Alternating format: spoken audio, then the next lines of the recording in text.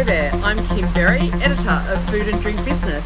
Welcome to our weekly news roundup, again from my leafy garden that is currently looking a little bit like a meadow. In quite interesting news, Saputo Dairy Australia has thrown its hat in the ring to acquire the remaining components of Lion Dairy and Drinks.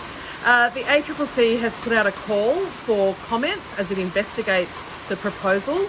They actually have to be in by today. Neither company made an announcement regarding the proposal, and there had been much conjecture about who would purchase dairy and drinks after its deal with a China menu dairy company fell through after the Foreign Investment Review Board basically refused to give them a decision. Saputo bought part of the business last year, and this acquisition would see it buy 10 processing plants and various retail brands. Coca-Cola European partners and Coca-Cola Amatil have entered into a binding agreement for its acquisition of Amatil. It of course needs Foreign Investment Review Board approval as well as the equivalent in New Zealand, and shareholders will get a chance to vote on the proposal in March next year. Bubs has reported a 34% drop on its previous corresponding period in its first quarter results. This is due to the collapse of the daiju market due to COVID. The flip side of that is that its domestic sales were up 29%.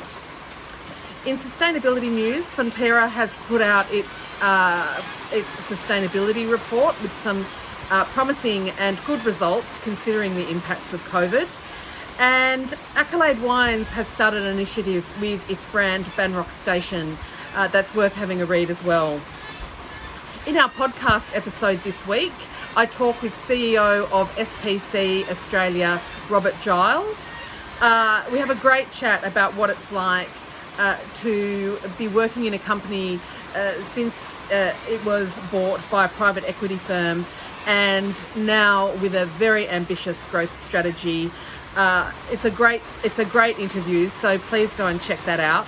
It's actually our last podcast until we release our annual Top 100 Food and Drink Companies report later this month.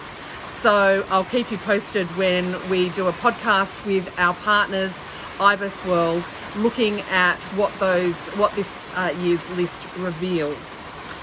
For these stories and all the rest, please head to the website foodanddrinkbusiness.com.au. Thanks to Hydroflux for sponsoring the podcast. I'm Kim Berry, over and out.